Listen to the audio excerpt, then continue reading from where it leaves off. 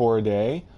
This, I think, is episode 15 of How to Survive Survival Mode. If that's the wrong number, I'll change the title later. At least I think I can. And in this episode, I'm going to be working my way towards the center, which is my ultimate goal for the Survival Mode series, so that I can get the trophy for traveling to the center. What I'm doing right now is a trick to use black holes without damaging your ship. I did a short pro tip video about how to do that, and I'll be demonstrating it some more here. Hi Daniel, thanks for watching. So what I'm going to do is find another system with a black hole. Hopefully I can go this far. Yes. I'm going to go to this black hole system.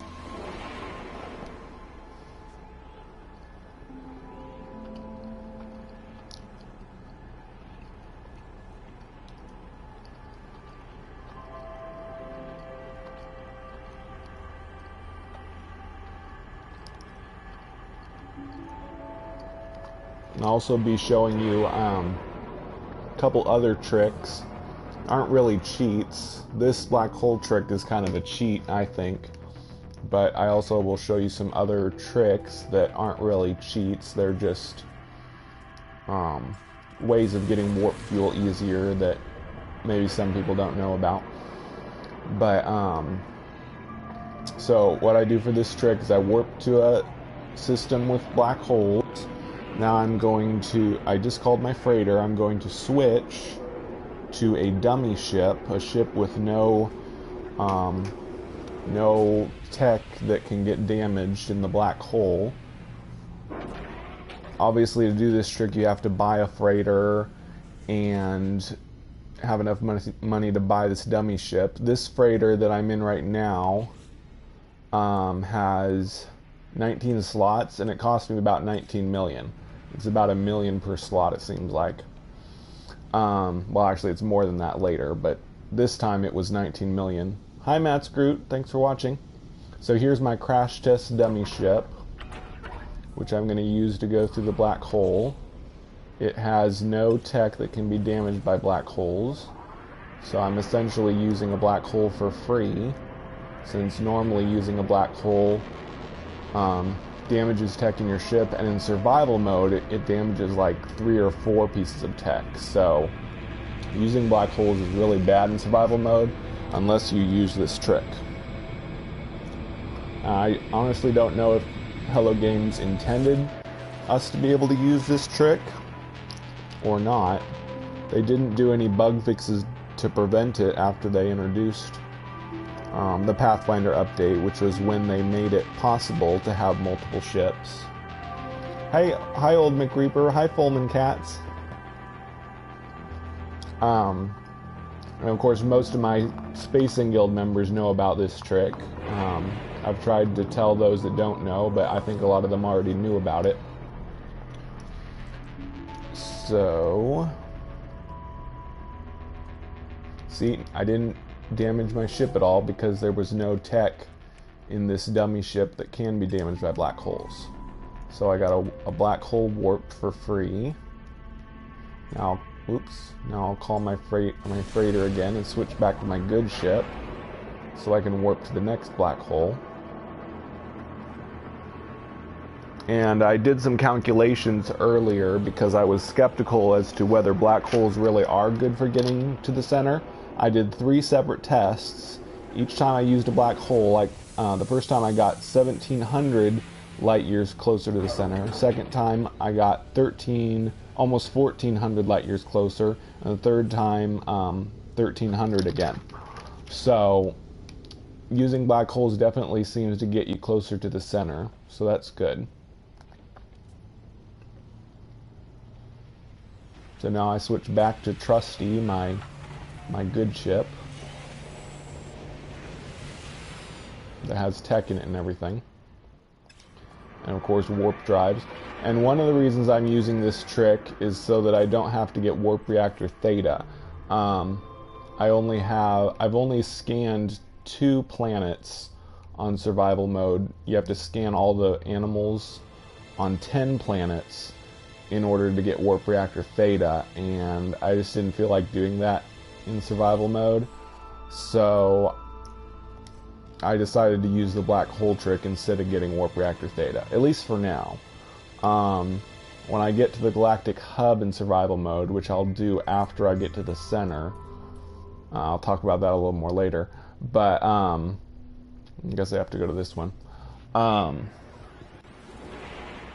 Losing my train of thought. After... So anyway, yeah, eventually I will get all of the planets scanned so I can get warp reactor theta, but for now, I'm just going to use the black hole trick to get to the center and get the trophy for getting to the center in survival mode. Then what my plan is, I'll go through the center, get the trophy, and then I'm going to reload a save so that I don't leave the Euclid Galaxy. Then I'll use the Terminus portal to go all the way back to my base, and then I will use black holes to get to the galactic hub in survival mode. Hi, Dante Keon. Thanks for watching. Oh, you're watching on two different things at the same time, huh? Okay, so now I switch back to my demi ship again and use the black hole again.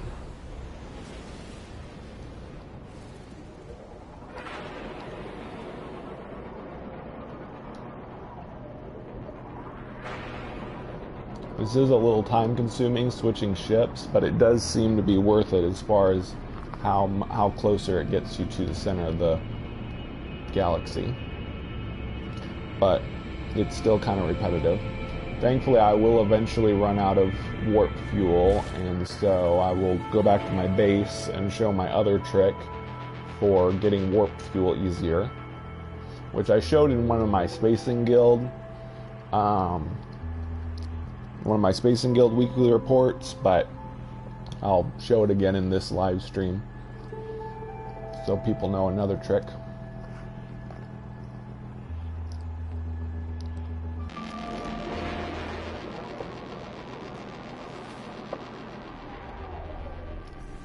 Okay, now I call my freighter again and switch back to my good ship again. Now it says I traveled 893,000 light years, but I didn't actually travel that distance closer to the center. What black holes do is they kind of take you around a giant roulette wheel around the galaxy. It's called a black hole ring. And it does get you slightly closer to the center, but it mainly just travels you like all the way to a random spot on the other side of the galaxy. That's why it says that you travel so far, even though you didn't get that much farther to the center of the galaxy. You just traveled on a big circle around the galaxy. If that makes any sense. If you go to the Bahefu app, bahefu.github.io/pilgrimstarpath, and put in some planet coordinates from a signal booster, and then press the draw black hole ring button on that app, it will show you what a black hole ring looks like, and it makes it make a lot more sense why you travel so far whenever you use a black hole. Whoops.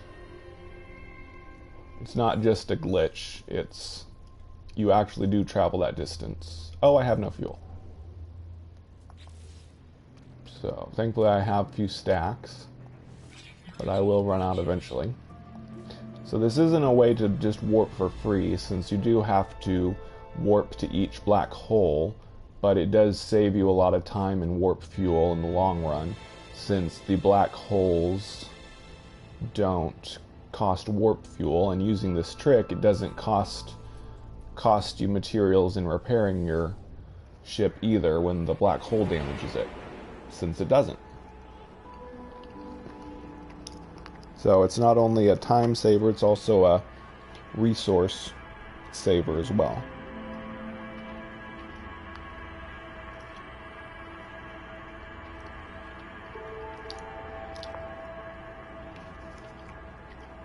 The reason I haven't done any of my survival mode live streams is because I was just saving up money for this freighter. I had to save up 20 million for it, and it was just a lot of grinding at my base, growing stuff in my farm. So I didn't really want to live stream that because it was just kind of boring.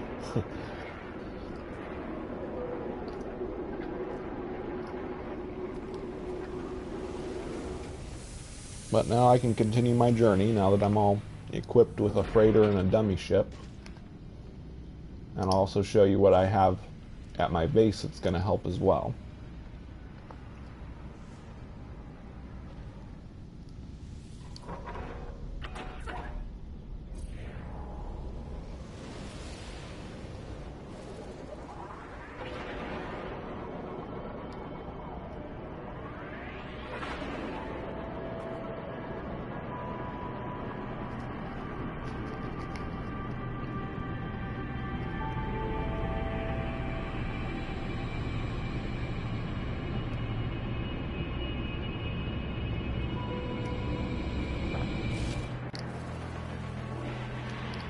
If you're wondering, I'm eating chopped dates.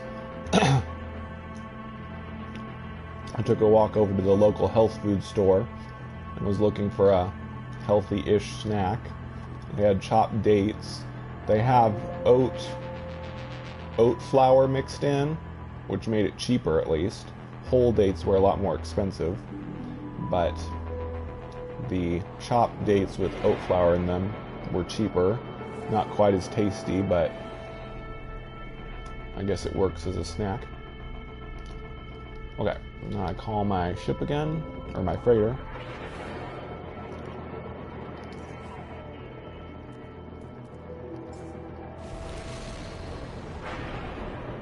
I'm also drinking coffee. Whoops.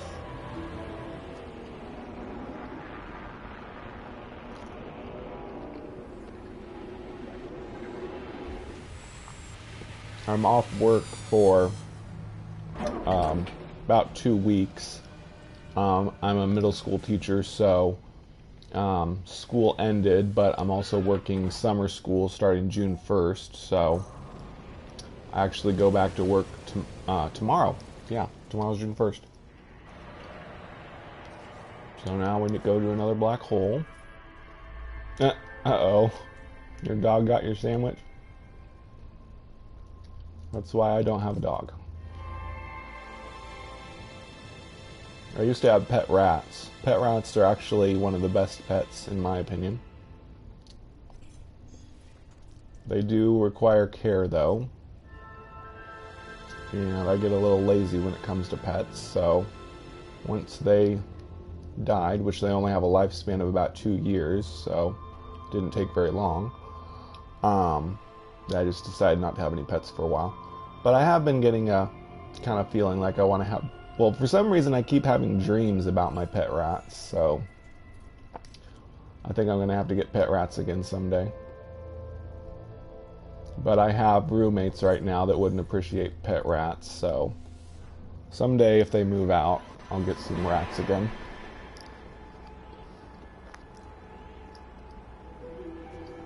Pet rats are quiet. They aren't as smelly as other animals because all of their urine is contained in their droppings, so they don't urinate like a lot. So they're not as smelly. I always give my rats biblical names. Like, let me think, I had a Rebecca, and what else did I name them? Rebecca, Elizabeth. Can't remember what I named the boy rats. I don't like boy rats as much. I like girl rats because they're slimmer. Boy rats get really fat, kind of ugly. Girl rats are slimmer, more energetic, more friendly in my opinion. And boy rats have large genitals that are kind of gross.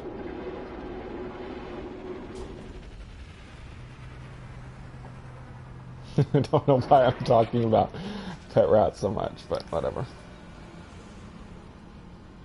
Paul, yeah. But like I said, I don't really like male rats as much, so probably stick with girls. If I ever get any again. They're really cute when they're babies. A couple of them, I got them when they were babies. Or, well, you know, not actual babies, but big enough they could leave the mother. Yeah. But yeah, another thing about pet rats is they usually let you sit on your shoulder, and they'll just sit there and not. Well, eventually they'll get bored and try to climb off, but they'll like groom your hair and you know, affectionately, if you get a good one anyway. Rats have two main personalities: high stress and low stress. You want a low stress pet rat. Low stress rats are usually ones that their mother has been real affectionate and licked them a lot when they were just first born, and then high stress are ones that the mother wasn't very affectionate. So I had, at one point I had two girl rats that were both personality. One was high stress, the other was low stress. I definitely like the low stress one better.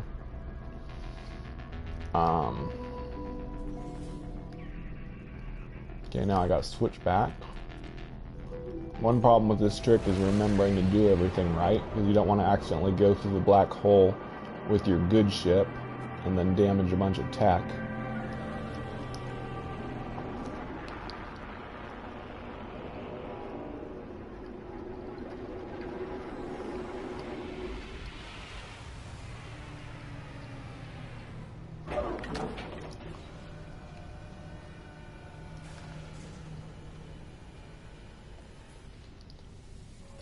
Yeah, I've heard a lot of that stuff that people work on. I go to No Man's Sky portals on Reddit sometimes, and they do a lot of experimenting with that.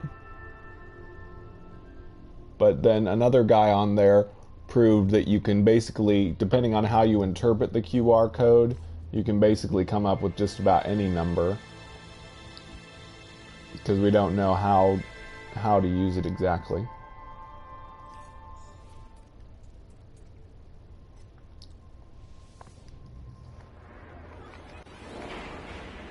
Well, first, if you're interested in joining the Spacing Guild, visit one of our member or mission bases on our website.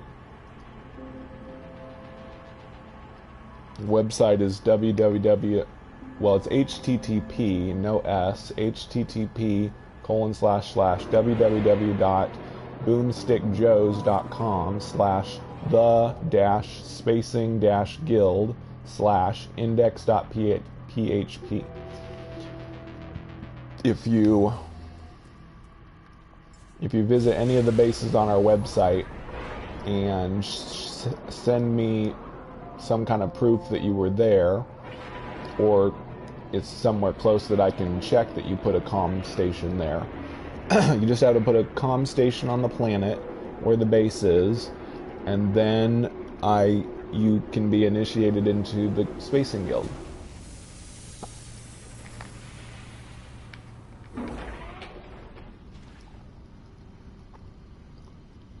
But if you're looking for really cool bases, there's also like, well, as far as really cool bases, a lot of the cool bases I know of are in the Amino Hub way up by Pilgrim Star. But a lot of my Spacing Guild members have pretty cool bases. I can't off the top of my head think of any bases that aren't on our website that are really cool. There's really cool planets like Lenin. You definitely want to visit the capital of the Galactic Hub, Lenin. Uh-oh, did I make a mistake? Where's the black hole? Yeah, I knew I would mess up eventually if I wasn't paying attention. Is this not a black hole system? No, this is a black hole system. I'm just not seeing it. Where'd the black hole go? Is it behind my freighter? Oh, this is weird. Oh, there we go.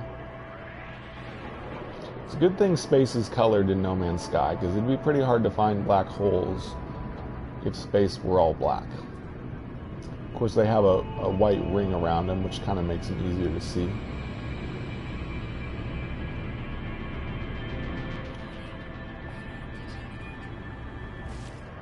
So anyway, yeah, you definitely want to visit Lenin, and where was it I just visited recently that had Diplos? Oh yeah, Sin 1334, the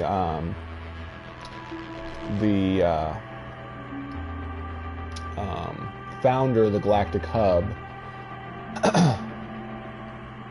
Well, new math. Just make sure you don't build your base in a system that has someone else's base, because that can cause, in fact it always causes a glitch that people either won't be able to see the other base or they won't be able to see your base. You can only load one base per system, so unless of course it's your own. Well, that's a little more complicated, but do not build your base in somebody else's system. Since we know that it causes problems, just don't do that, because it's actually a very mean thing to do now. Hi Julian. Hi Gaming Mike.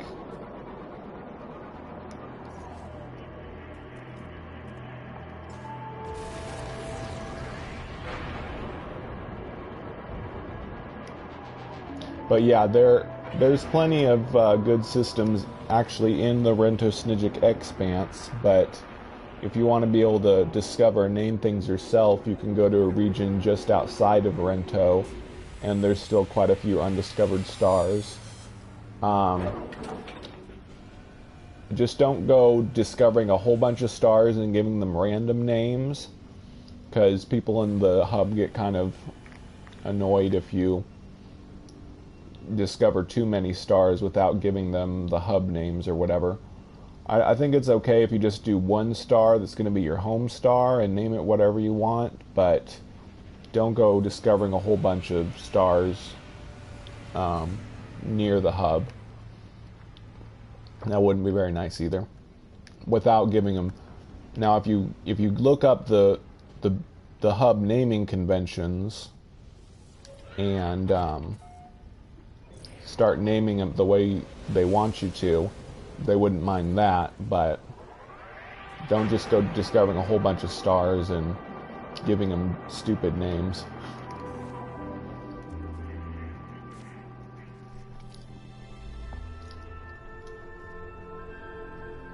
Which I actually did a little bit of that when I first came to the hub, and that's how I learned the hard way. Eventually somebody messaged me and said, "Quit naming all these stars stupid names."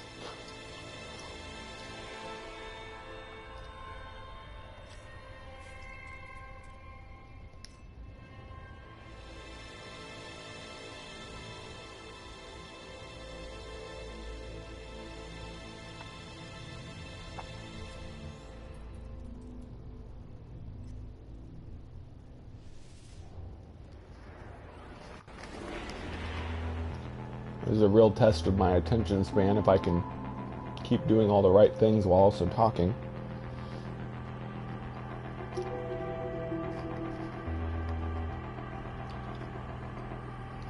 Well,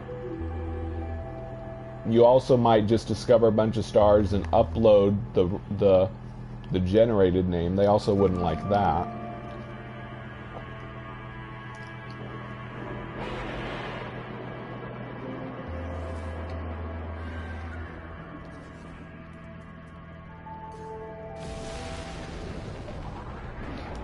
I honestly don't know the exact naming conventions. Hub with no number I know is the Rento-Snijik Expanse, and then all the regions around Rento like have their own number. Like Kogi Ithip has Hub 7, so stars in Kogi Ithip should say Hub 7, and then the other numbers or letters represent other things. But you should go to No Man's Sky Galactic Hub on Reddit, and they've got their naming conventions on there.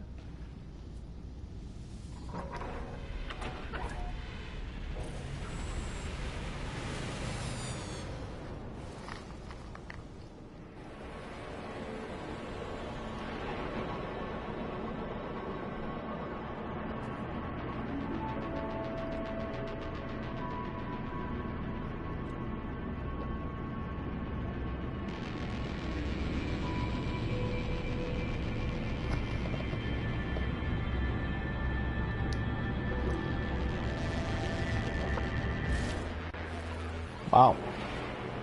We have a lot of people watching. I don't think I've ever been over 20 before. So for those just watching, I'm using a trick to use black holes for free, using a dummy ship with no tech installed, and then switching back to my good ship to warp to the next black hole. Thanks, Ghostcraft. Oh, good to see you.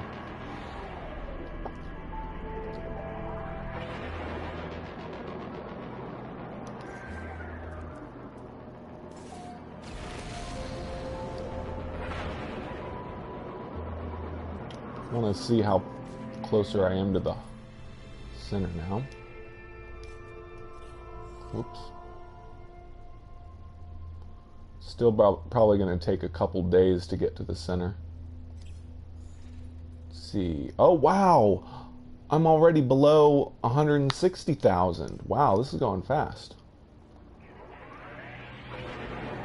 I don't know about good. The amino hub is a bit smaller than the galactic hub, but there's a lot of people there that have made really cool bases, like bases that look like ancient ruins using infrastructure shapes, or bases that look like McDonald's or something else like that, or like soccer fields. So there's a lot of really creative people in the amino hub that have made cool bases.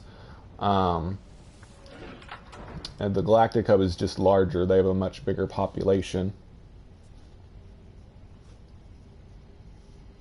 Cool. Thanks, Gavin. Thanks for watching.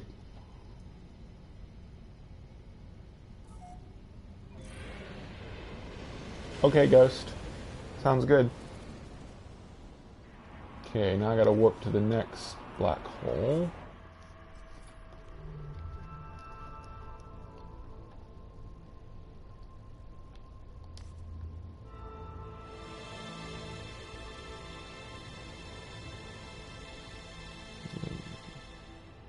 Can't go too far. I guess I'll go for this one. Yeah. I can only travel about 800 light years with my current hyperdrive. That's why I'm using the black hole trick to get there faster.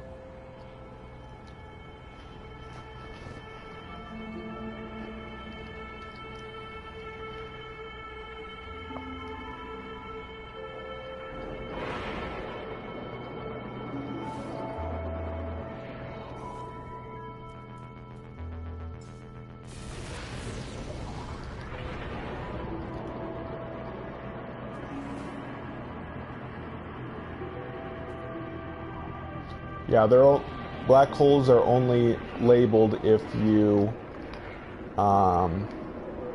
finish the Atlas path. Once you finish the Atlas path, then you can see all the black holes.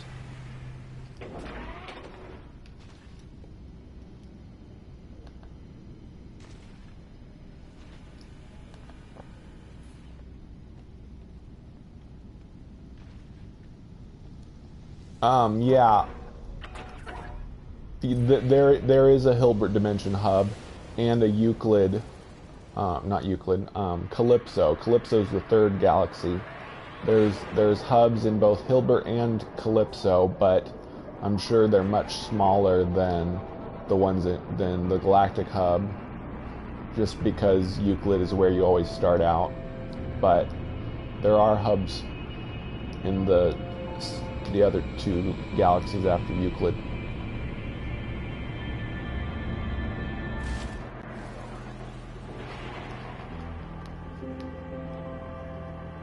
Yeah, but that's only if you haven't done the Atlas path. If you've done the Atlas path, they'll always be highlighted.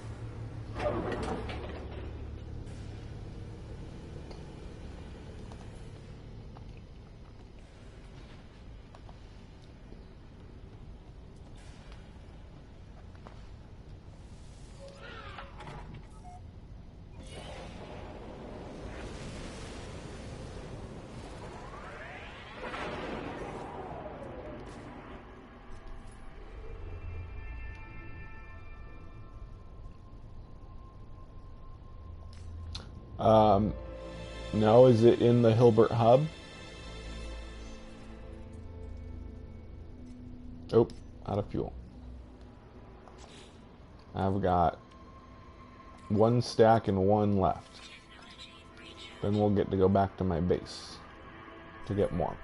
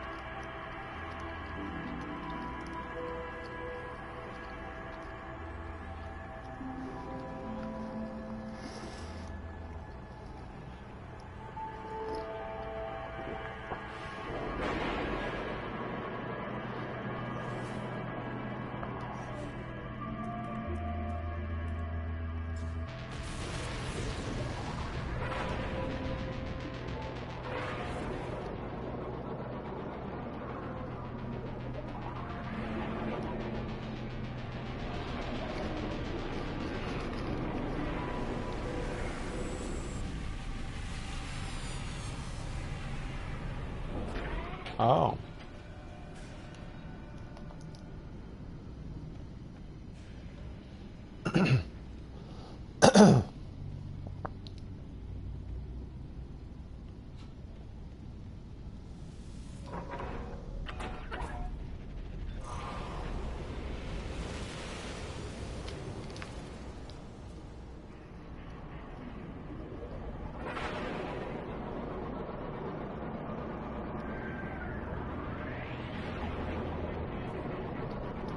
Maybe you could go make it. If you get tired of Euclid, you could go make it in Hilbert Dimension.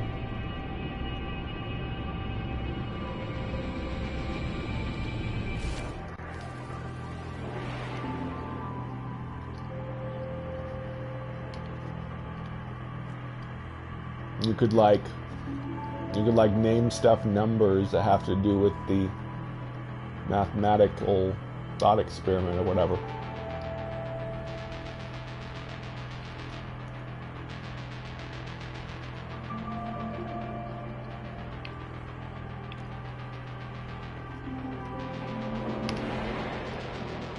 So I wonder if the named galaxies have something to do with mathematics. Since Sean Murray and other people on the Hello Games team are math whizzes, I wonder if maybe they have special themes for the different galaxy names.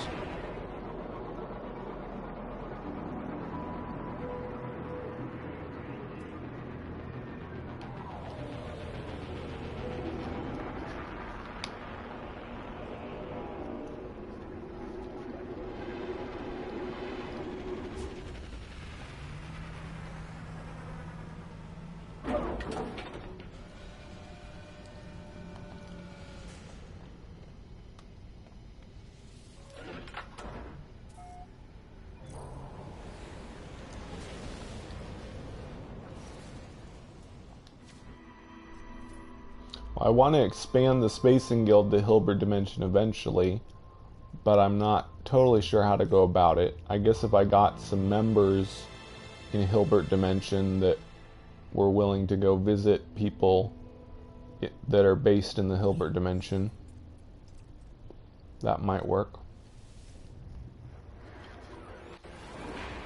Of course, once the next update happens, we might be changing our services at the Spacing Guild. I'm going to have my highest ranking members vote after the next update to see what new features of the game we want to concentrate on, whatever new possibilities open up.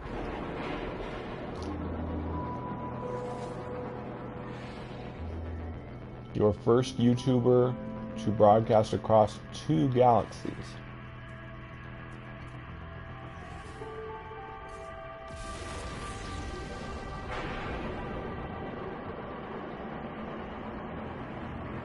What is Euclid?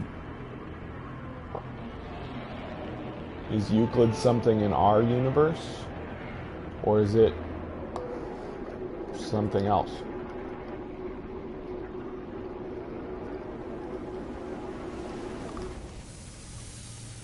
Is Euclid a galaxy in our universe?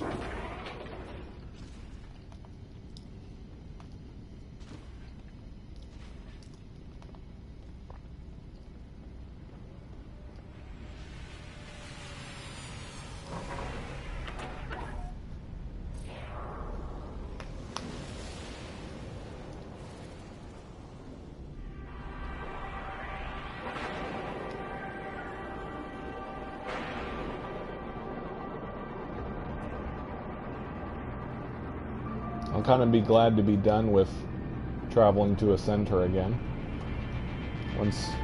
I definitely want to get to the center in survival mode in case they nerf this trick that I'm using.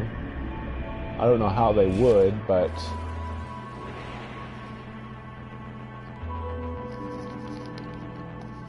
Euclid of Alexandria, father of Euclidean geometry. Oh, I never heard of that.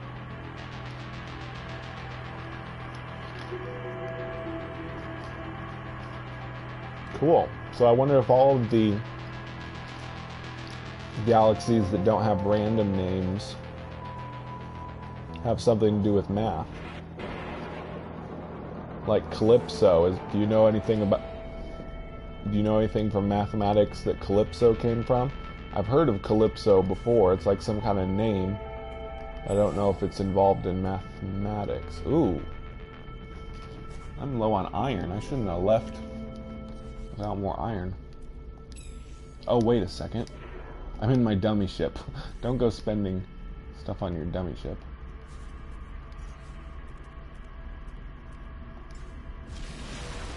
No wonder I'm low on iron.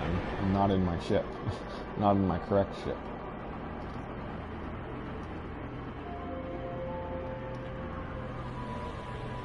Gotta make sure not to make mistakes like that.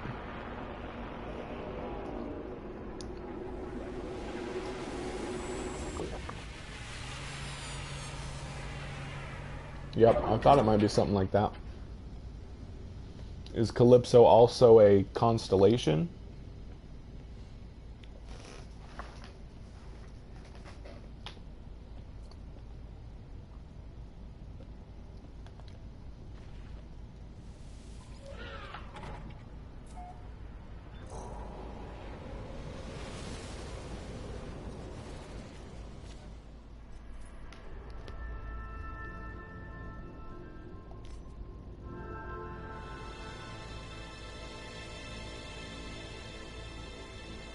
Oh, Daughters of Atlas. Wow. That's pretty cool.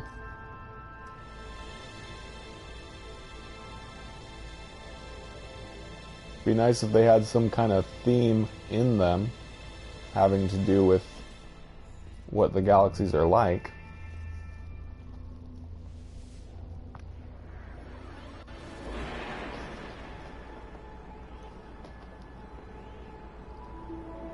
One thing that they might do in the next update, before the game came out, a couple Hello Games employees talked about things getting weirder and more alien as you get closer to the center, and we don't really have that. Of course, things vary across the galaxy, but there doesn't seem to be any great increase as you get closer to the center. No increase in weirdness. So, one that's something they hopefully might do eventually, is make the things get weirder as you get closer to the center. Hi, Massive Dynamic. And excuse me. If they do that, that's something that would probably change both the Galactic Hub and the Spacing Guild. Since the Galactic Hub is not close to the center right now, if they were to greatly increase the weirdness or something as you get closer to the center, then there'd probably be a mass exodus from the Galactic Hub to the center. And that's something that we in the Spacing Guild would have to vote on if we all want to travel to the center to see all the weirdness, or if we want to stay in the Galactic Hub or whatever. New Mathematician says, does each galaxy have its own No. After you finish the Atlas path, you can never do it again, even if you go to another galaxy. I've been to Hilbert and gone to the center of Hilbert, and there's never any more Atlas stations. They just vanish from your galactic map once you finish the Atlas path. Which is another thing I've emailed Hello Games about, that I'd really like them to do something more with the Atlas instead of it just disappearing after you finish the Atlas path. It needs to, because it's the main symbol of the game. The Atlas, is in all of the trailers before release, and it's like the main symbol that symbolizes the game. It's on the box cover. So there really should be more to the Atlas than just a 11 system warp jump that ends and then it vanishes.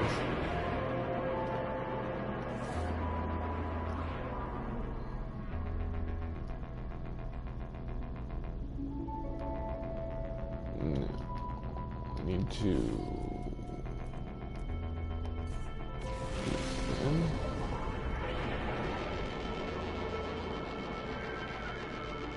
Yeah. After the first 5 galaxies, I think they have random names. But at least they named 5 of them cool names. I guess I'll eventually have to go to the first 5 galaxies at least. I've only been to the center of Hilbert is all. I'll probably go through to Calypso after the next update. And that's on my other save, not the current save I'm using. I'm still in Euclid for the Galactic Hub Spacing Guild stuff. But on my other USB drive, I have a normal mode save where I'm at the center of Hilbert Dimension.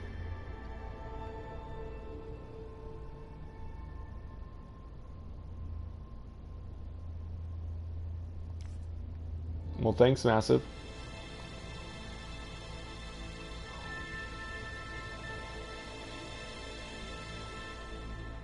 Sorry, what'd you ask, M squared? What about the Galactic Hub? I'm in the Galactic Hub in both normal and creative mode. Not in survival, because I'm working on getting to the center of the galaxy first for the trophy.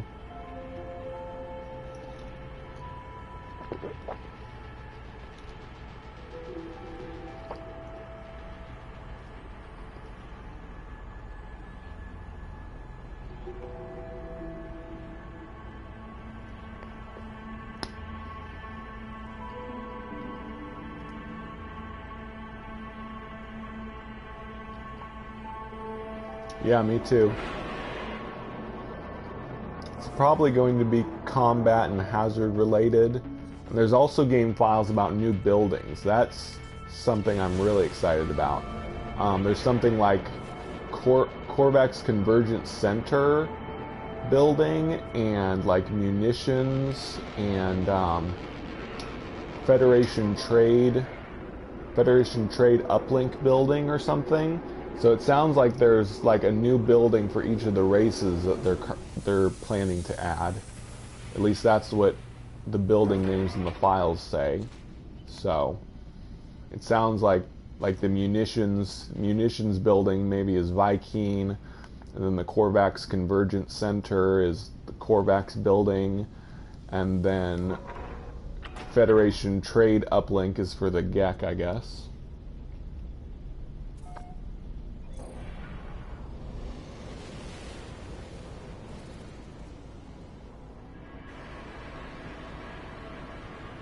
Somebody asked something about what's the origin story of the player character. Where do you come from? Well, the Atlas path kind of explains that.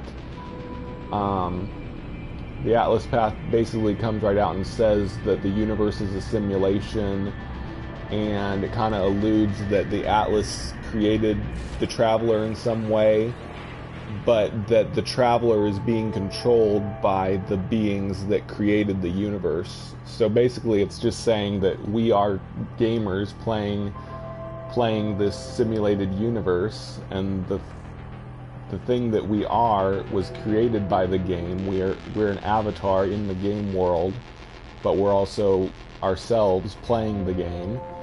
And we know also that the Atlas can create new stars, and on a planet on that new star, a new traveler can be like born or created. So that's basically it. The Atlas is basically just the AI program that Hello Games created, and it creates the travelers, which are the avatars that we control in the game, and that's it. And of course a lot of people got really upset about that, because, you know, it's not really a storyline at all. It's just saying this is a game, you are playing a game, and this game is the simulated universe, and that's it.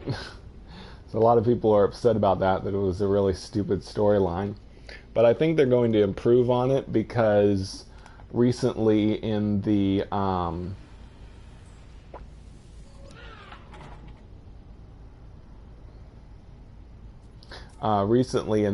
Pathfinder update,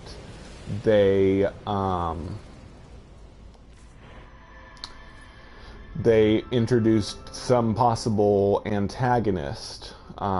They alluded to some kind of being that it called it something that should not exist in this world or any other, an entity of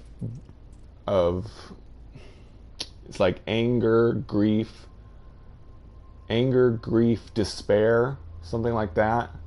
So there's like some kind of entity, and in that same conversation you like hear some kind of thing behind you breathing or something.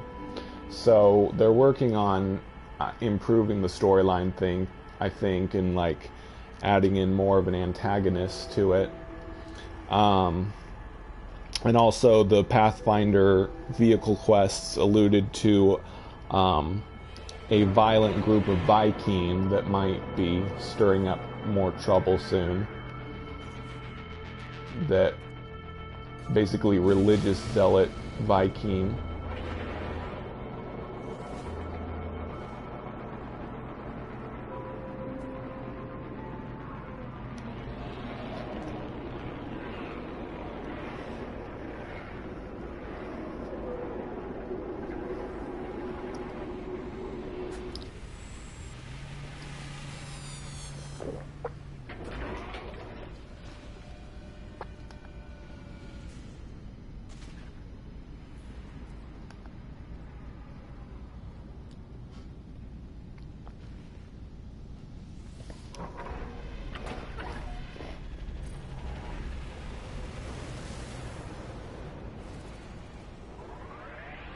Well, really, the Atlas path isn't a storyline, it's just lore. It tells you about this universe, it tells you about the Atlas, but it's basically just history. It's not anything that actually happens. Nothing happens in the Atlas path storyline. It's not something that's currently happening. It's just giving you backstory.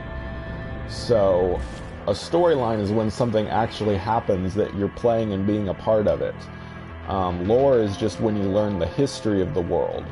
So there really is yet no real storyline in No Man's Sky. There's the side quests of the base building NPCs, but those aren't really storylines. Those are just fetch quests. And then there's the lore that you can find in the monoliths and the ruins and stuff. And then there's the lore that you get from the Atlas Path. But there's really no present day storyline that occurs. Everything is just history and existing in the present in which nothing is actually happening. So if they add a storyline, it will really be the first real storyline. Yeah, Exocraft, the Exocraft storyline is about the closest we get to having a storyline, since your Exocraft NPC is like this guy hiding from the evil Viking that want to kill him for disagreeing with them on religion, and they kill his family and all that. But like I said, it's basically just a side storyline. It's not like a really big, major storyline. It can all occur on one planet, after all. It doesn't take you across the galaxy or anything. Let's see. Okay, one warp left, and then I'll have to stop. Go back to my base and show you another way to get warp fuel easier.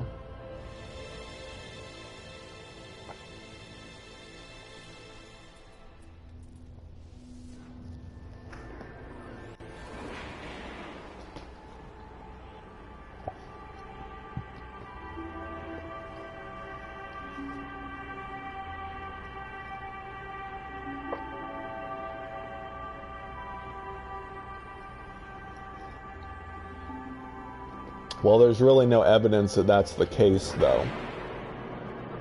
Other than in the vanilla version of the game before the Day 1 patch, which you can play if you have a disc version of the game,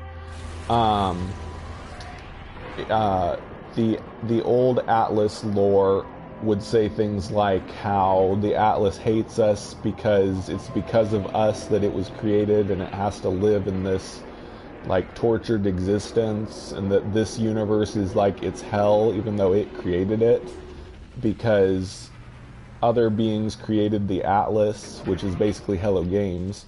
Hello Games is like the other gods that created the Atlas and forced it to create this universe, and now it has to exist in this universe in some kind of tortured existence. But they took that lore out of the game when they did the Day 1 patch, so that's about the only evidence we have that the Atlas dislikes us or something. Bye, old McReaper.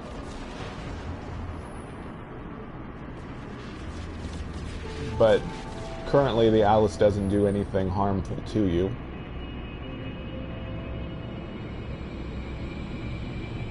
But that could be the antagonist they're trying to add, that somehow the grief and tortured emotions of the Atlas that are trying to rage against this existence that has been forced into would somehow manifest into some kind of being that wants to kill us or destroy the universe or whatever.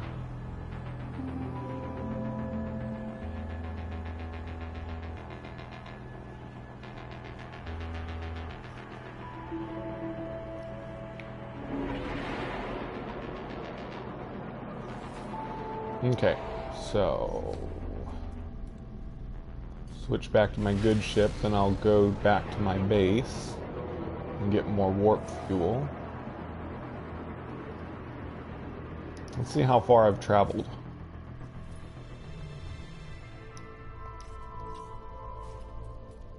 Wow, I'm already under 150,000, so I'm making really good progress. Yeah, the Sentinels are definitely the annoying ones.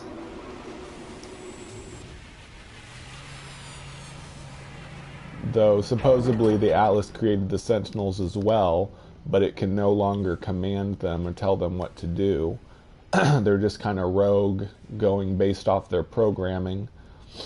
And obviously sometimes they really go rogue and go haywire in the extreme sentinel planets where they attack players on sight.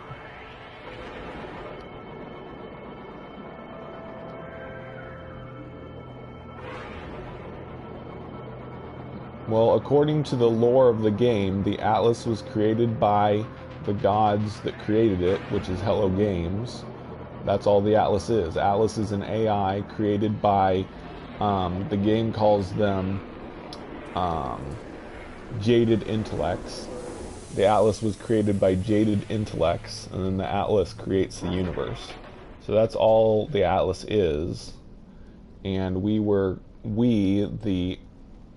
the travelers were created by the Atlas, but then we ourselves controlled this avatar that we are in this universe.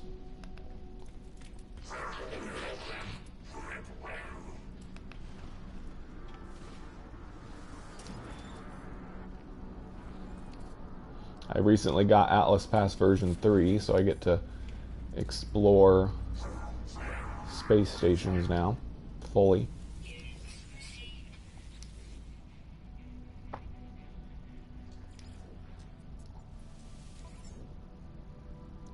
Ooh, shield boost theta. I wish I could get that, but I'd need 300 more nanites. And I don't really want to... Well, like I've said, the travelers are just avatars to play in this game world. We are the species of the jaded intellects. We are human beings, just like Hello Games, which is human beings. They're the ones that created the Atlas and then the Atlas created this simulated universe. That's all there is to it currently.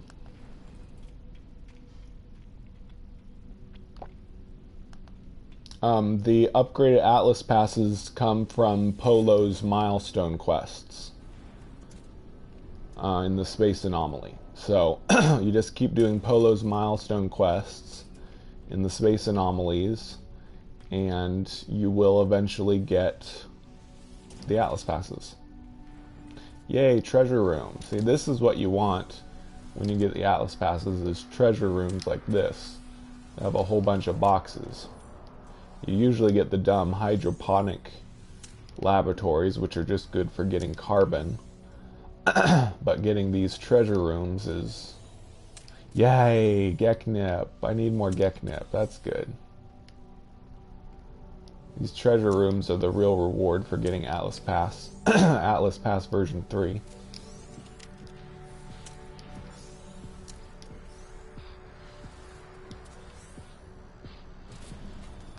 Yeah, the only way to get hyperdrive upgrades now is from Polo. There is no other way. They got rid of all the other ways. Specialist Polo in the space anomalies is the only source of hyperdrive upgrades now.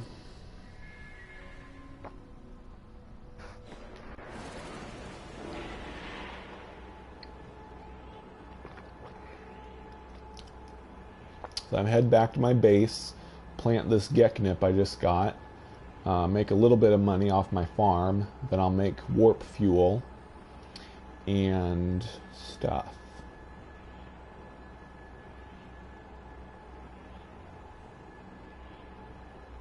Well, we know the Gex home has pools that they spawn in. That's about all we know. It's probably toxic, I bet. Especially since the Gek make their own toxic gas. If you know what I mean. No, Polo does not randomize his blueprints. Polo's rewards are set rewards. Nada will give you random blueprints, but Polo gives you a set reward every time you complete one of his quests.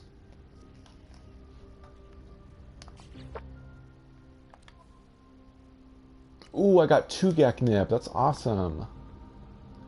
Yay. Oh, darn it. I left My Regogen is up in my freighter. I'm gonna have to fly up there. Should have left it in here.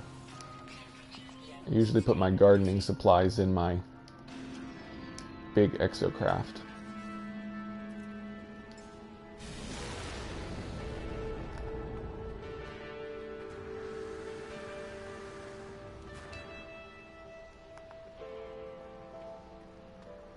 Well, like I said, I'm using a trick right now that you don't really need Warp Reactor Theta for. You'd use black holes, but of course you have to get a freighter and buy a dummy ship, and then you can use black holes without damaging any tech. There's a much easier way to do it, I think. I can make 20 million units faster than I can scan 10 planets creatures.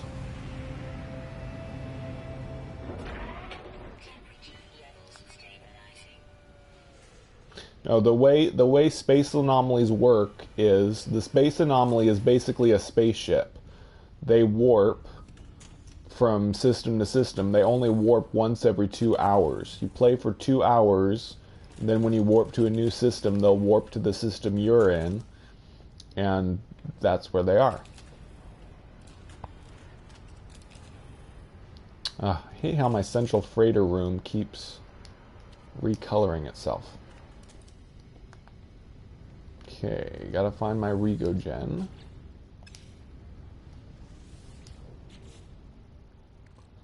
There we go. So no, there are not multiple space anomalies. It just warps around with you, basically.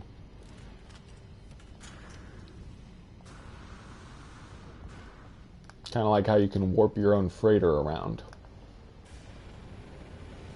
Just call it to where you are. Now the Atlas interfaces and the black holes stay put, but the space anomaly moves around.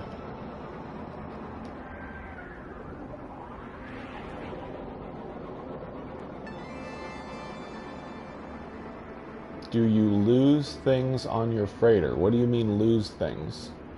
Like when you die or what?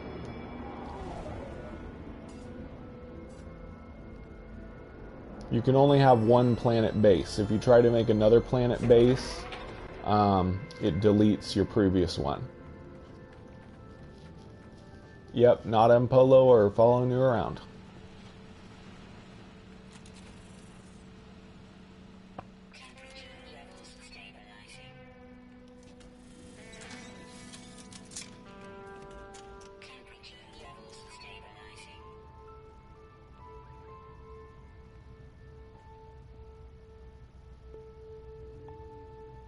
Like I said, they warp around. They aren't stationary. They aren't stuck in one place. Their space anomaly is basically a spaceship that can warp to different places.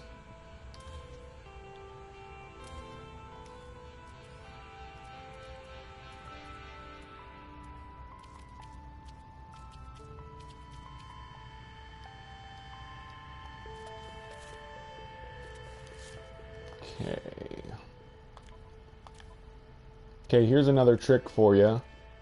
You can store things in your exocraft by pressing triangle on them, and hopefully the list will be long enough to deposit what you want in them. So I'm going to put my Regogen. Didn't I just get some Antrium? Yeah, I'm going to put that in. It's easier if you move what you want to deposit to the top of the list.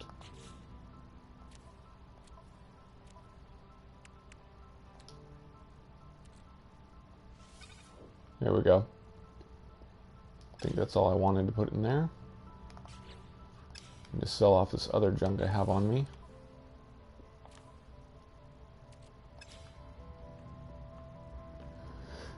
Oh, great. I got a sentinel in my base.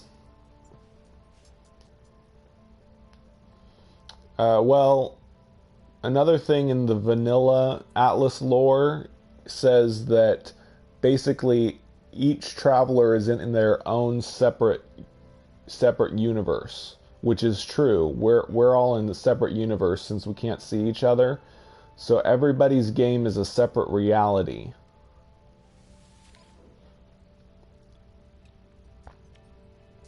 So there's a Nada and Polo for my reality, a Nada and Polo for your reality. And that's another exciting thing about the vehicle quests, because the final prophecy of Null says that in the time of the travelers there will be the destruction of realities.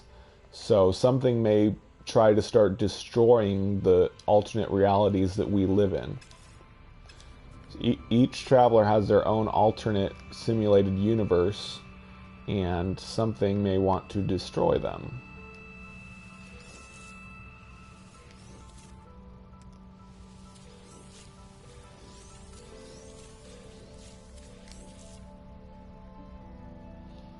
Yeah, you can't do anything about them. You can't attack them inside your base. Stupid sentinels.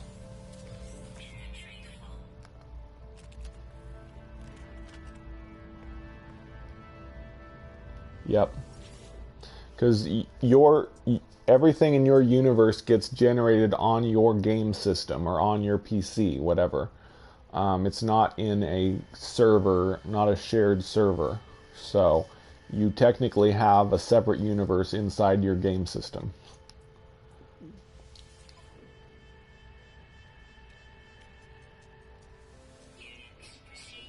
I don't know what you mean about my planets looking gray.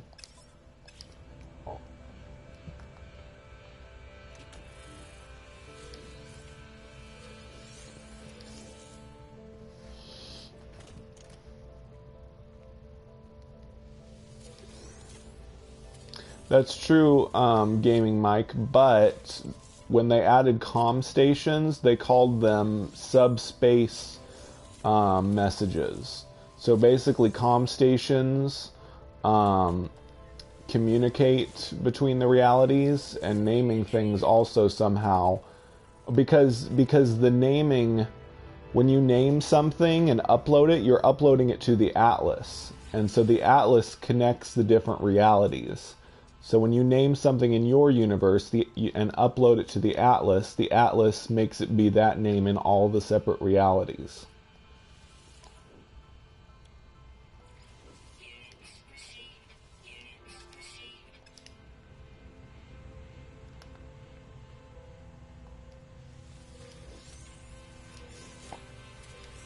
If that makes any sense.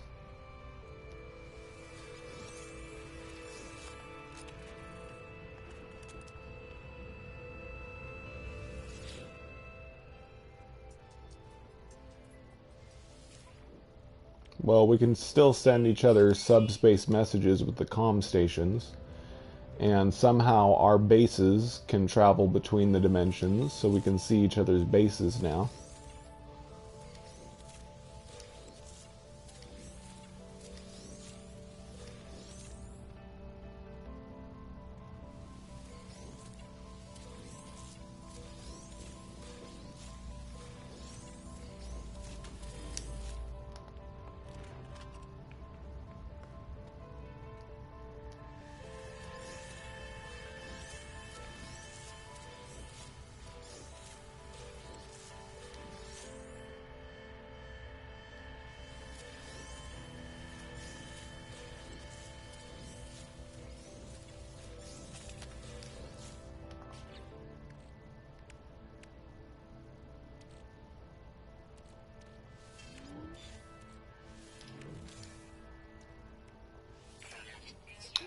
Not sure what I'm going to need the money for. I guess eventually I'll get an Explorer class.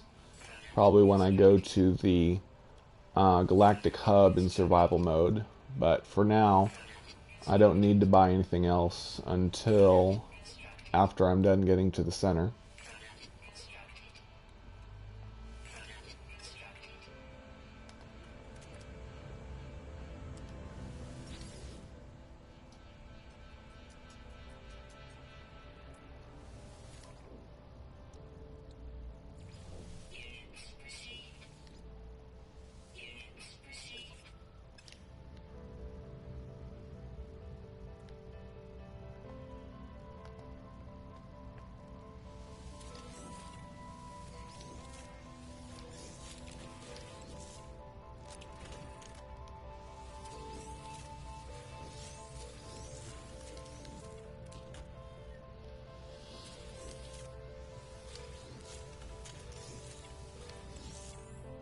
But I guess whenever I come back here to get more warp fuel, I might as well make a little money.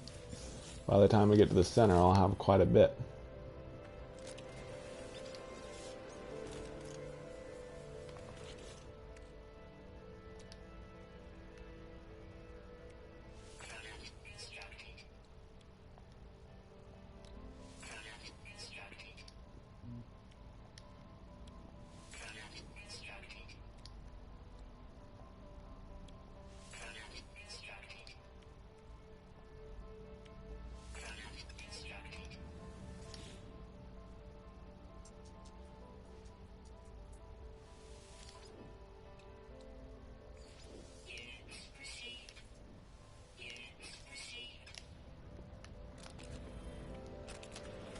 Okay, almost done with the money.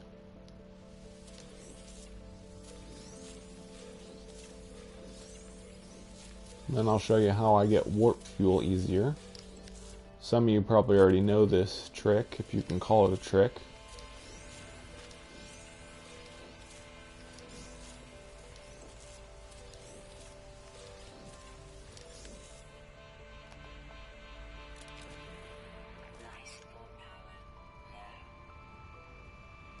Hi, Suto.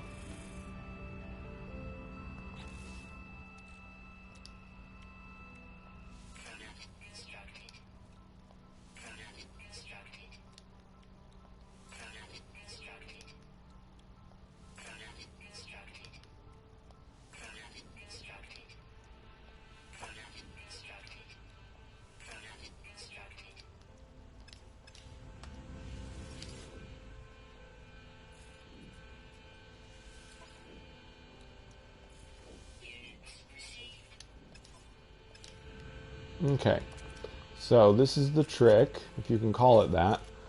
These things are under decoration in the base building thing, but they're not really a decoration because they have a functional use.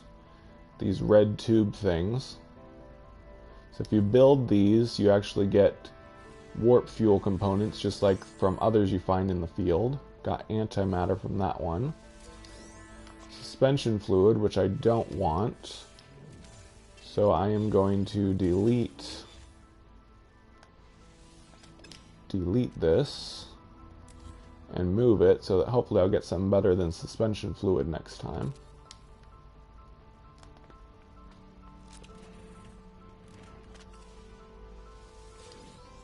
Suspension fluid again.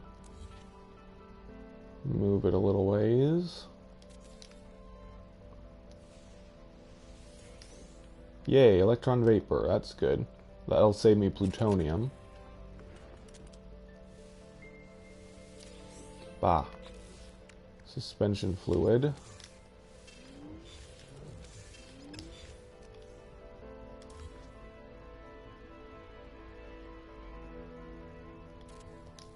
One of the reasons suspension fluid's so useless is because I can get carbon from these planters. So I'm better off just making those if I'm just going to get suspension fluid.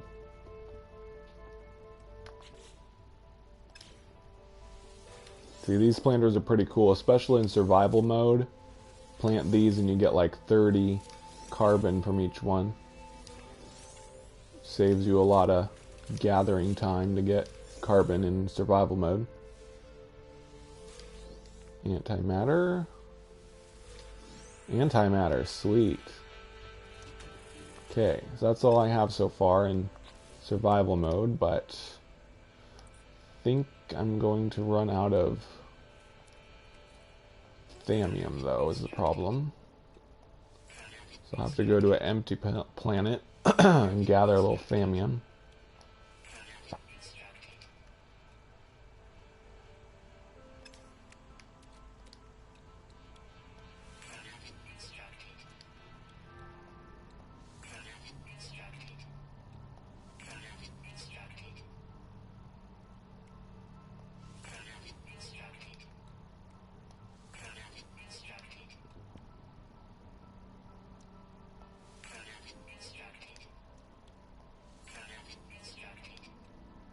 Yep, ran out of thamium. So we'll have to go gather some more.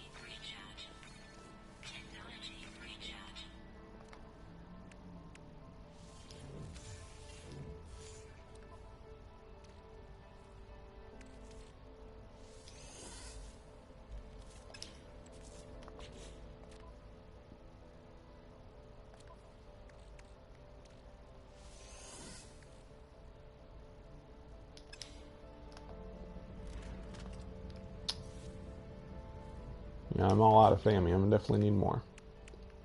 Gonna have to make power canister to recharge my life support.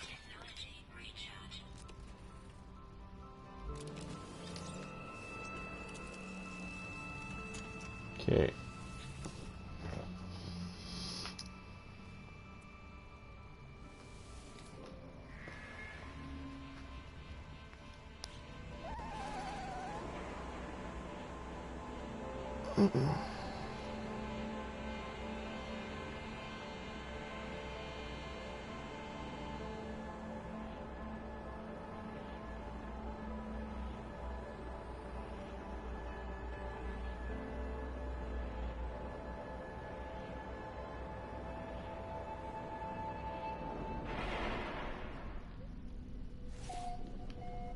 Okay.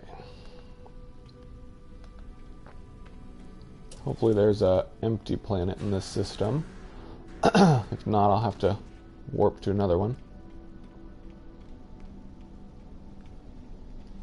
For those of you who don't know, empty planets are actually the best place to get thammium.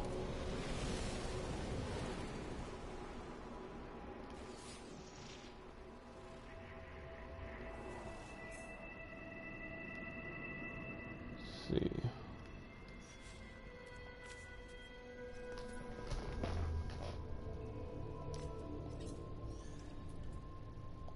There's 4 heavenly bodies in this system.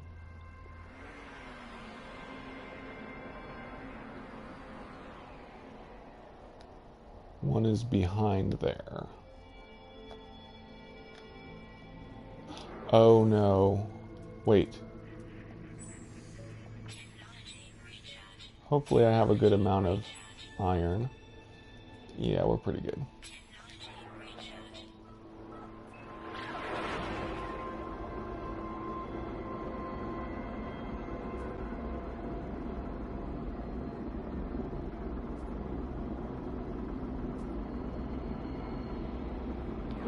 It's entirely up to you how you want to start your playthrough. You can just explore mostly instead of grinding units.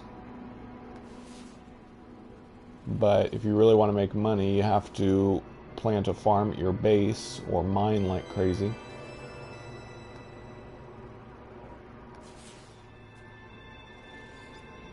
Nope, no empty planets or moons on this system. So, I will have to warp elsewhere.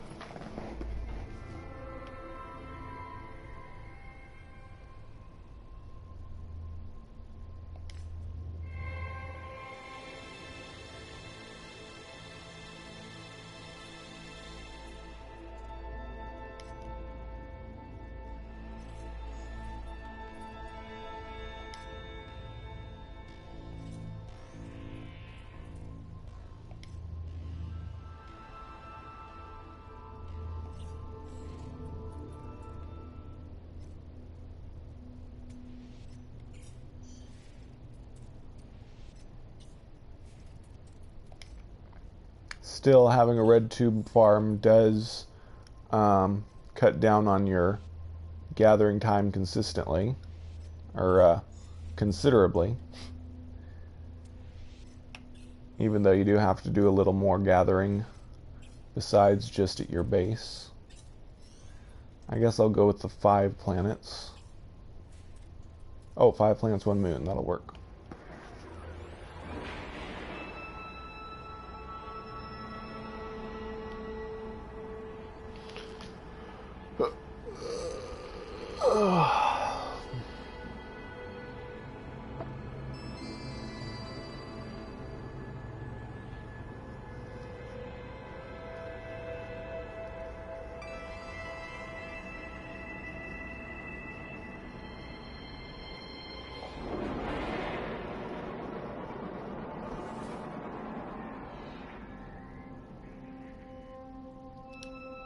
That's probably a lush planet, I can tell by looking. At least I think so. Yep, that's a lush planet. That might be empty. But it could also be Yeah, good. I think that one's empty.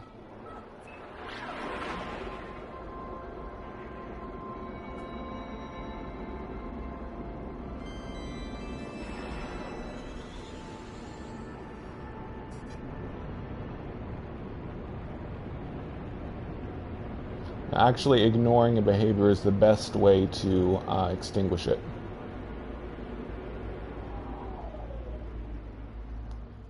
Most of the time. Depends on what the function of the behavior is, though. Here we are. Found an empty planet.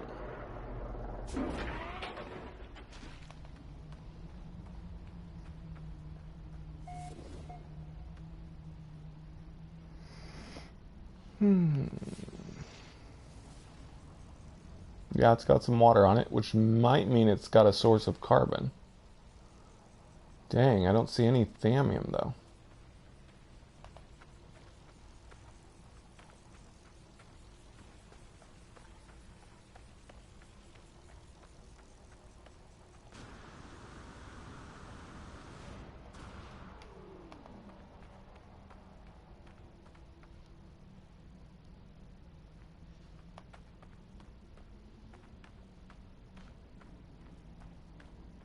Hi, Mad Mike.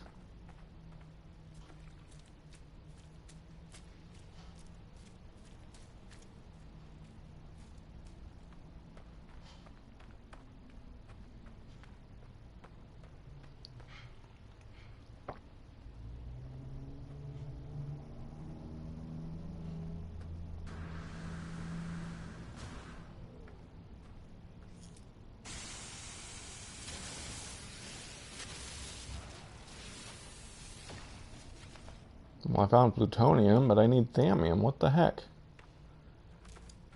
There's usually a ton of thamium on empty planets. Plutonium's nice, but thamium is what I need.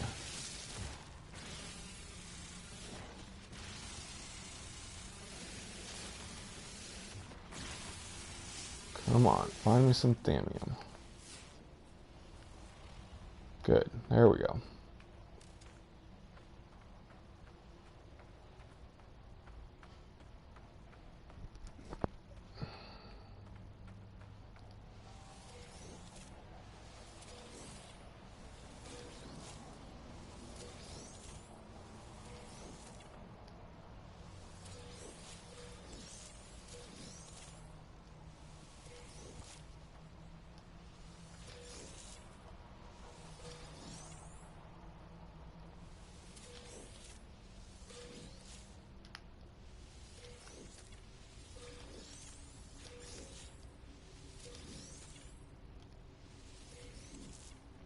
Yep, that's how you find lots of thamium.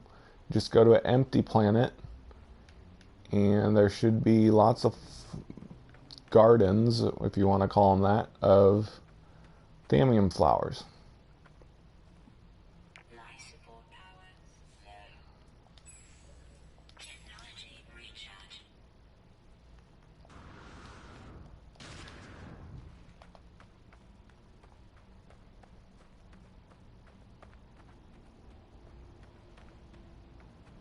They're a bit spread out on this one, though. They're usually a lot easier to find. Oh, I know. I forgot another trick. If your scanner isn't ready yet, you can look around with photo mode. Oh, there's some.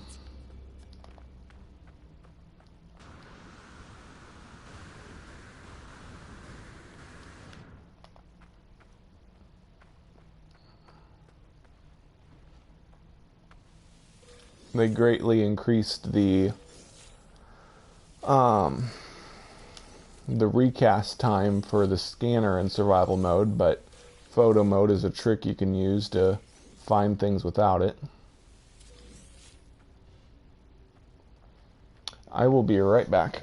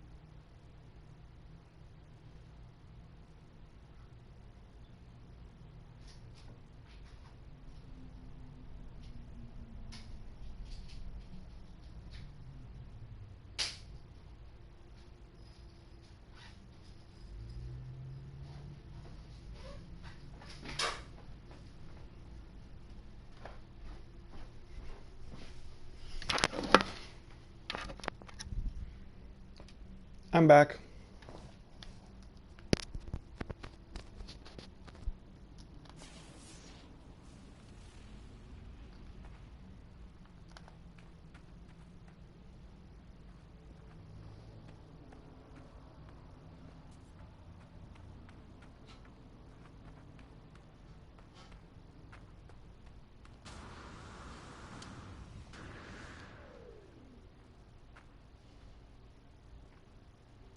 Whoa.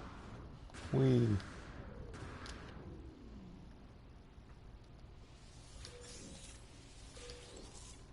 Okay.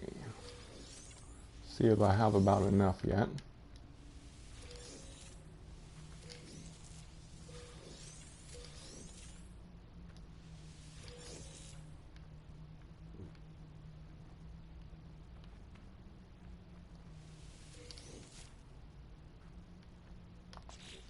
Okay.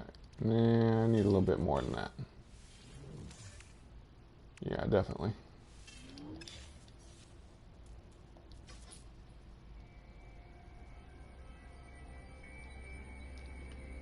See if I can find any more around here.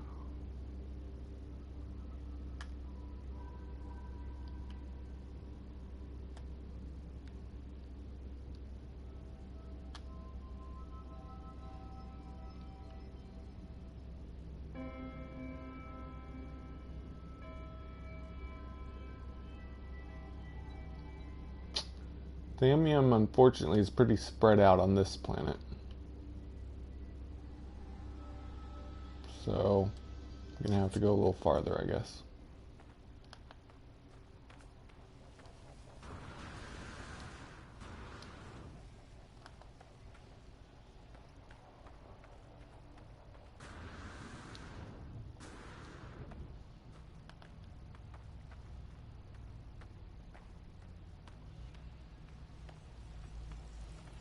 Ooh, that is a pretty sight, though. Look at that planet. Wow.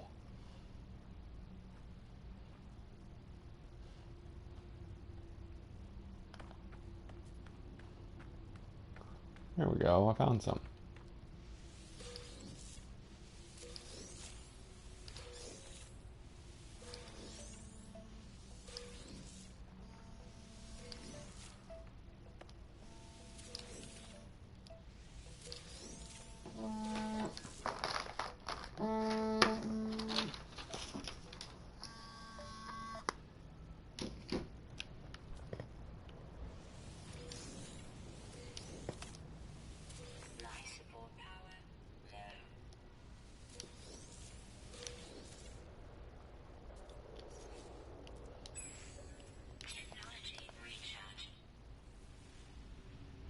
Okay, there's some. Ooh, yeah, lots. Yay. I think this is closer.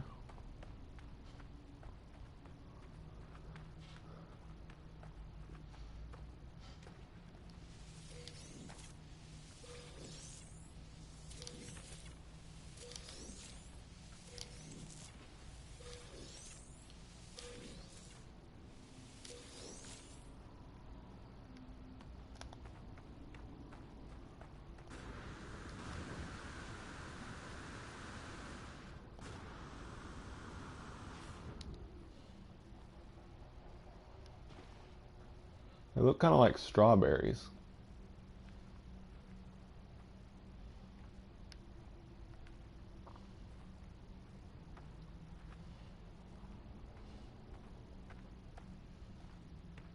Where'd that big group I saw go? There they are. Right over the hill. Should have known.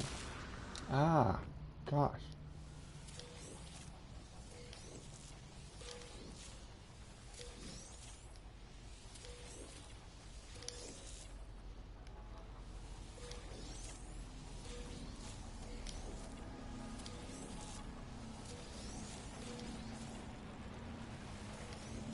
Yep.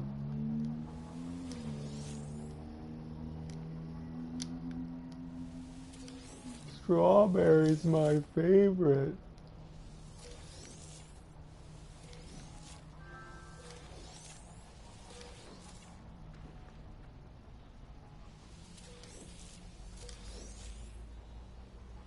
Wait, what time is it? It's only 5. I have an appointment for another video in a few hours.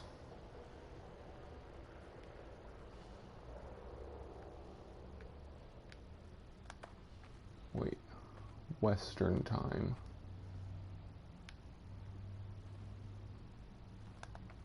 I'm pretty sure it's not for a couple more hours. If it's 6 something in the West Coast, it should be like 8 here before it's time. Yeah, should be. Wait. Yeah. Yeah, I'm 2 hours later than the West Coast. Sorry, I'm talking out loud. Thinking out loud. And talking out loud.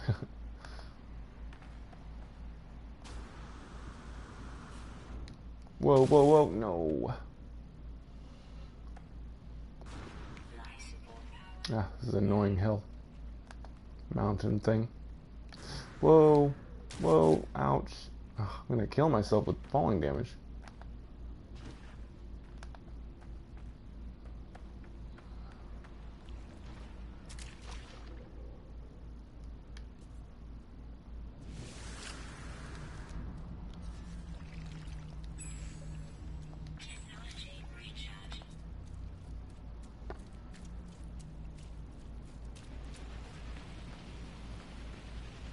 .330 where? Are you on the East Coast?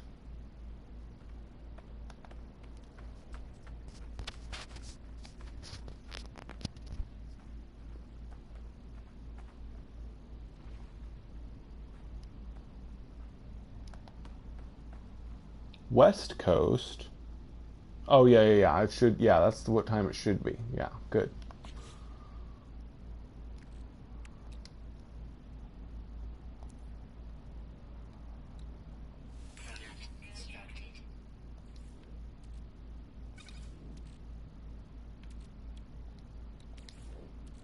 Okay.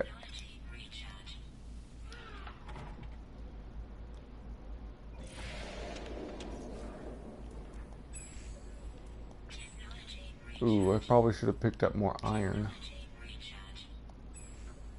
I think I'm good for now.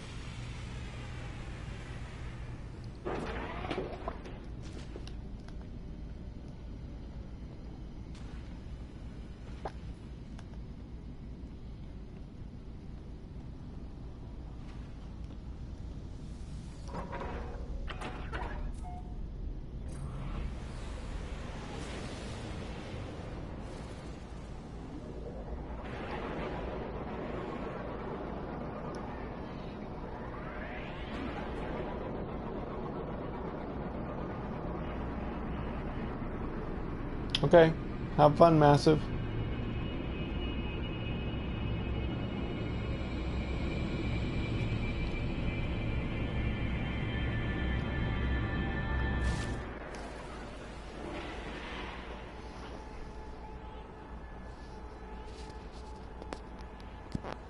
No problem. It was my pleasure.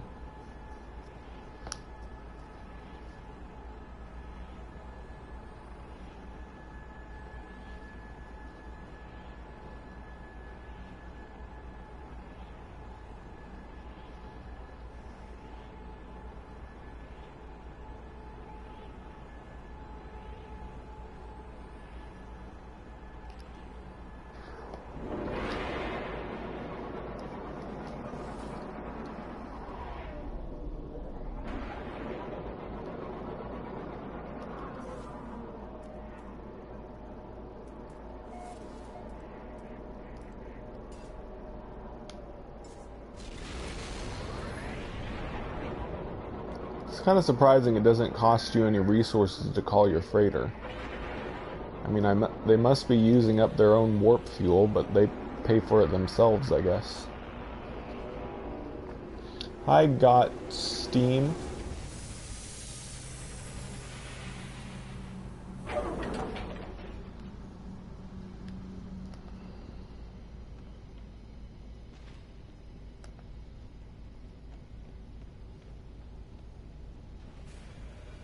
Bye, Massive.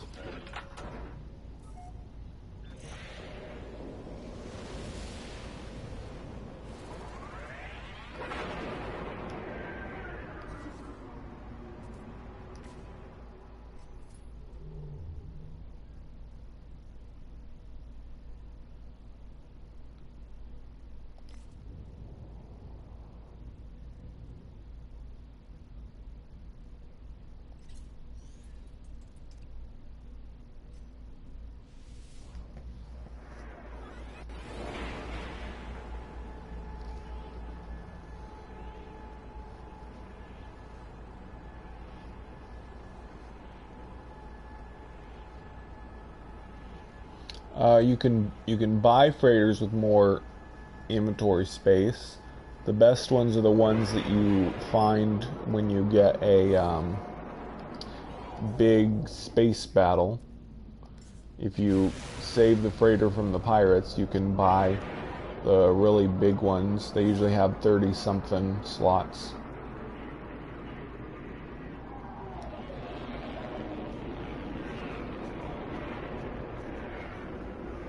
Good night, Haley. Oh, Calamity. Yeah, thanks for watching.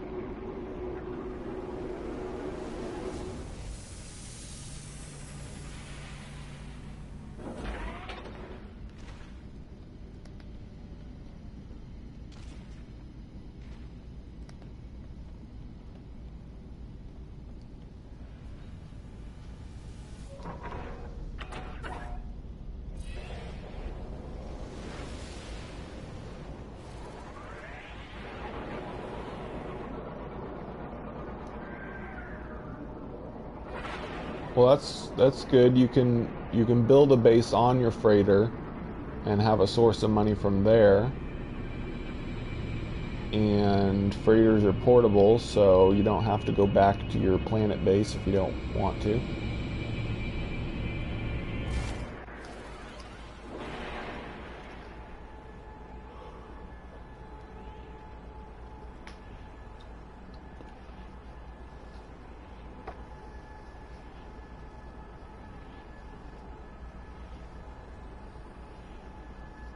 Yep, I definitely like this game.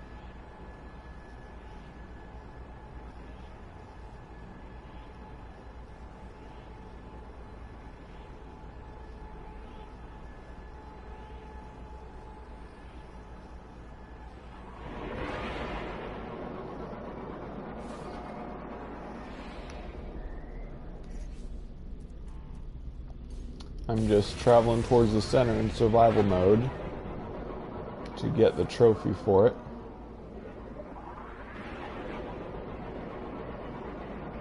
Using the ship swap trick with the black holes.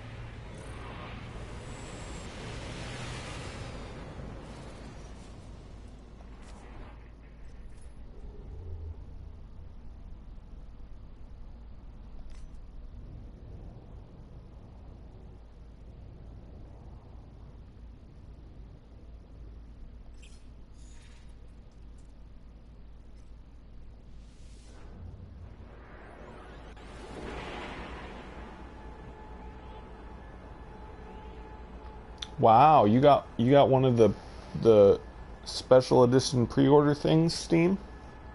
That's cool. I wish I had pre-ordered, but I didn't even know about this game before it came out.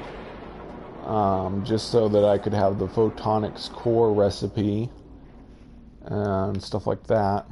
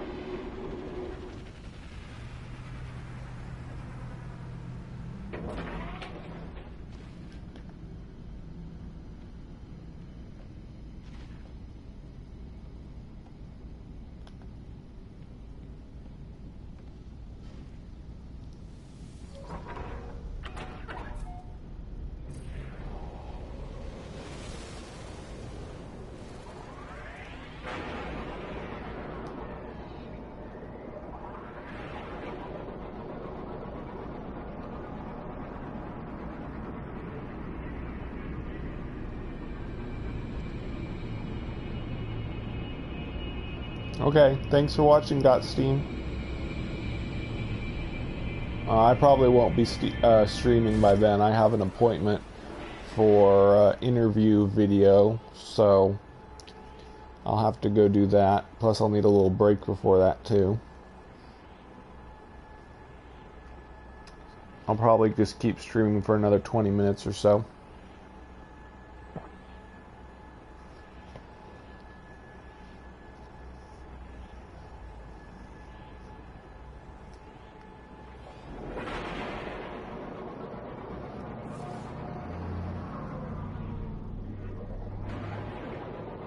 Okay. I'll be finished with my survival mode stream soon, but I think I will end up doing a permadeath series.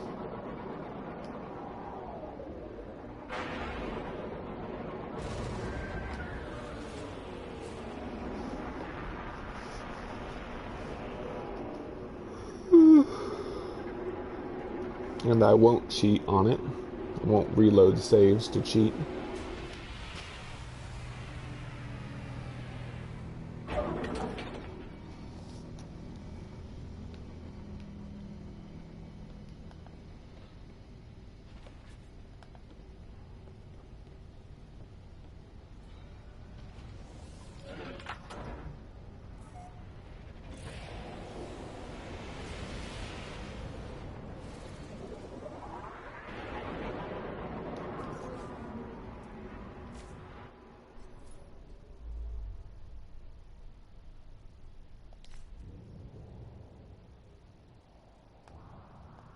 Uh-oh. I need a black hole somewhere. There's one.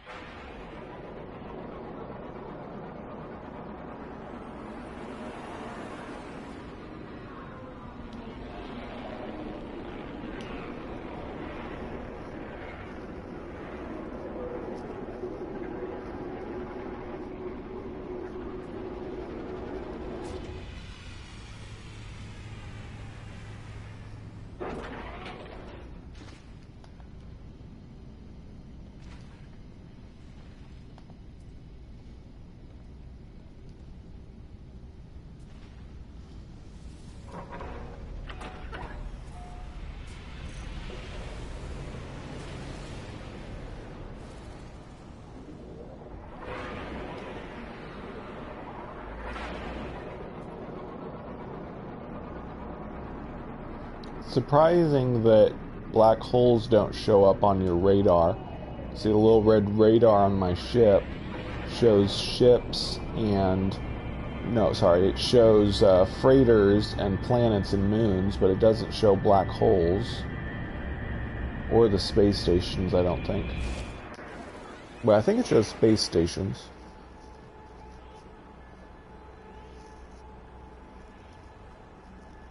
We'll see in a second.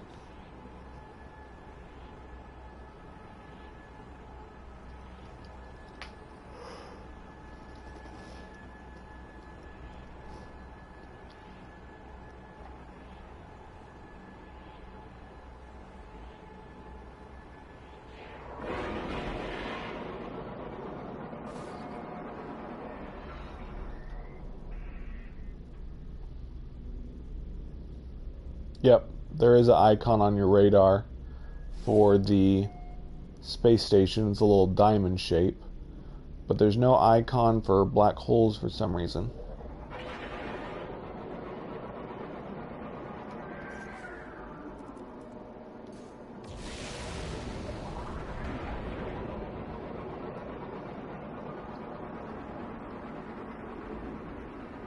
Can't remember if there was an icon for Atlas interfaces on your radar.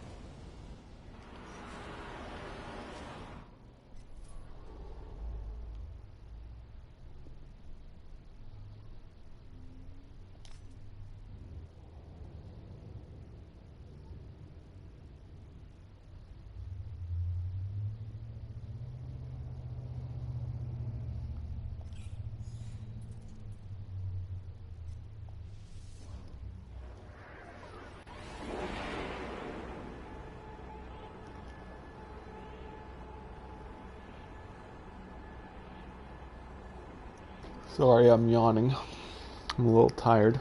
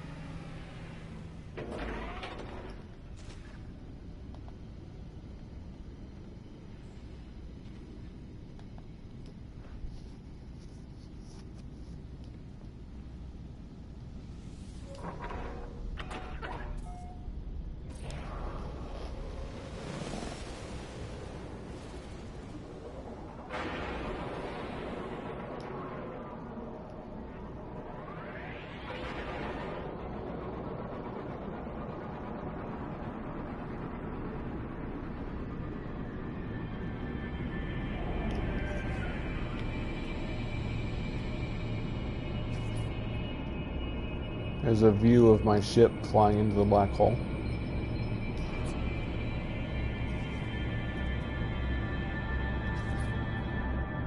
Wonder how close I can get before it cuts out. Ah.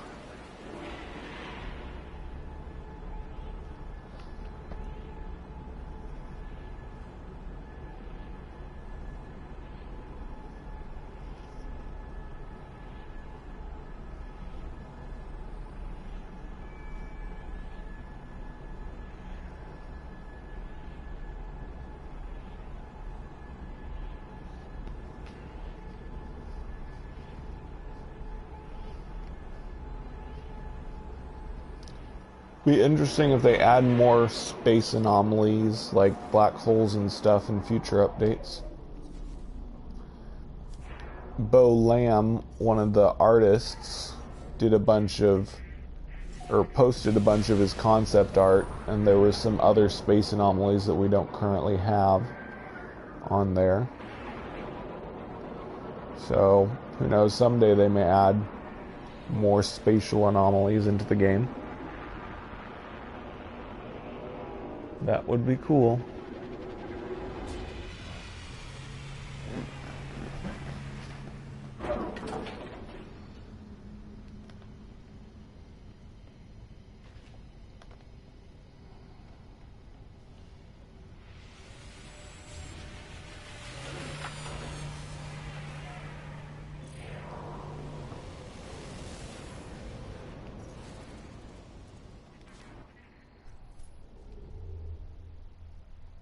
You mean cockpits? More cockpits for different ships?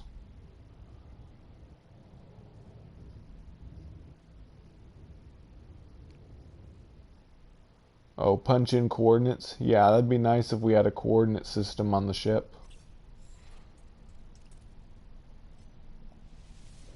And another thing that's in the files is freighter warp message. I think it just says freighter warp engaged. So that may be something they're working on, making it so that we can pilot our freighter and warp from inside the freighter. That would be really cool. Like if we could go like 5,000 light years at a time with the freighter or something like that.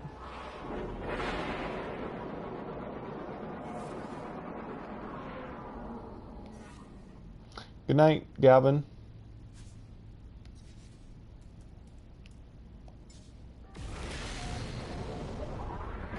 Okay, one more black hole. Then I think I may call it quits for today.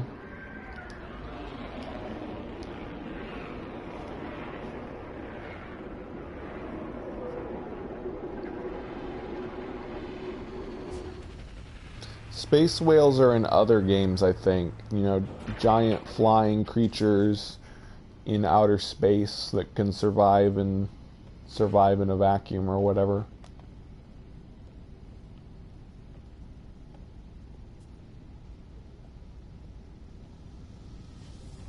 Yeah, possibly. But maybe you can still call it for free, but in order to warp from inside of it, you have to pay the warp fuel yourself. Oh, space whales were on... Oops. Space whales were on Doctor Who. I never knew that. What?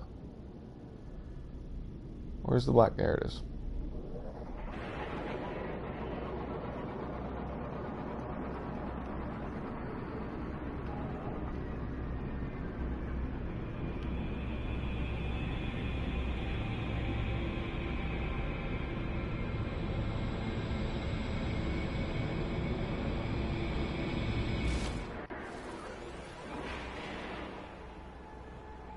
I wonder if they are going to get 4 if.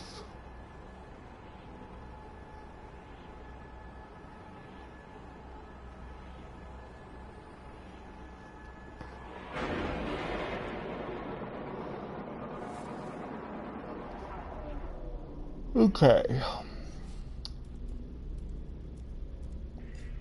Whoops. Ah.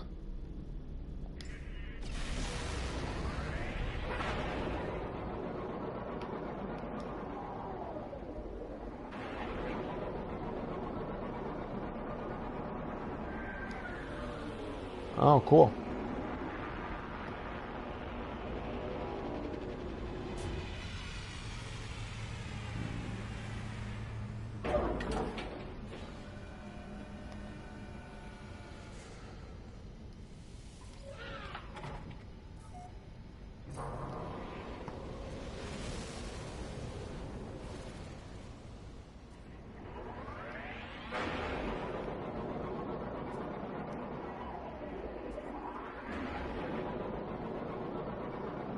Yeah, I've watched a bit of Doctor Who myself. The classic ones, they're pretty good.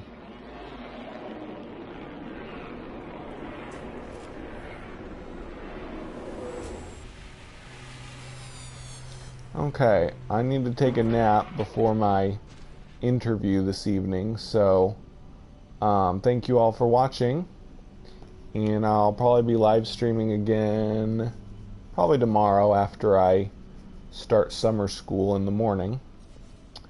So I'll catch you all later.